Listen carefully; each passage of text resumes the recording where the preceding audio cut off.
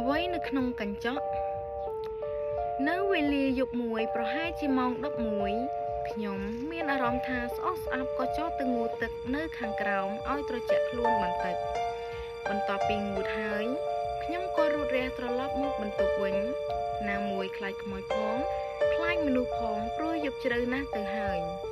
អ្នកផ្ទះក៏គេងលក់អស់ទៀតត្រឡប់មកដល់បន្ទប់វិញខ្ញុំមានអារម្មណ៍ថាព្រឺសម្បកខ្ញាក់ហើយហាក់ដូចជាមាននរណាម្នាក់កំពុងសម្លឹងមកខ្ញុំប៉ុន្តែខ្ញុំមិនសូវជឿរឿងខ្មោចប៉ុន្មានទេព្រោះមិនដែលជួបផ្ទាល់បានត្រឹមតែឮគេនិយាយតគ្នាមកតែប៉ុណ្ណោះដោយហេតុចង់ដឹងផងហើយឮគេនិយាយថាកាន់តែខ្លាចកាន់តែចង់ដឹងនោះធ្វើឲ្យខ្ញុំរត់តែចង់ដឹងចង់ជួបដើម្បីឲ្យប្រកាសថាវាមានពិតមែនដោយពាក្យគេថាឮគេនិយាយ100ដងមិនស្មើជួបខ្លួនឯងផ្ទាល់មួយដងឡើយហេតុនោះហើយខ្ញុំក៏សម្រេចចិត្តអង្គុយមកកញ្ចក់សត់សក់ព្រោះតែចាស់ធ្លាប់ហាមថា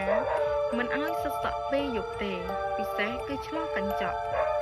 ព្រោះយើងអាចនឹងឃើញអ្វីដែលមិនគួរឃើញខ្ញុំចាប់ទាញក្រាស់មកសិតថ្នមហើយសម្លឹងមុខទៅមើលកញ្ចក់ឥតដាក់ភ្នែកភ្លាមនោះខ្ញុំប្រទះនឹងអ្វីមួយពិតមែនអារម្មណ៍ខ្ញុំចាប់ផ្ដើមវល់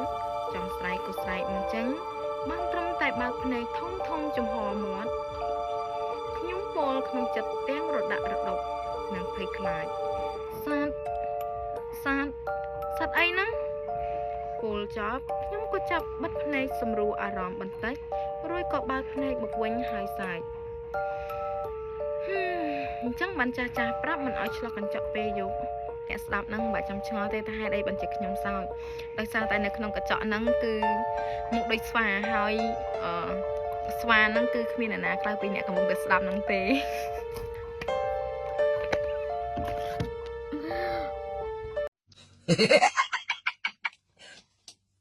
តាលុ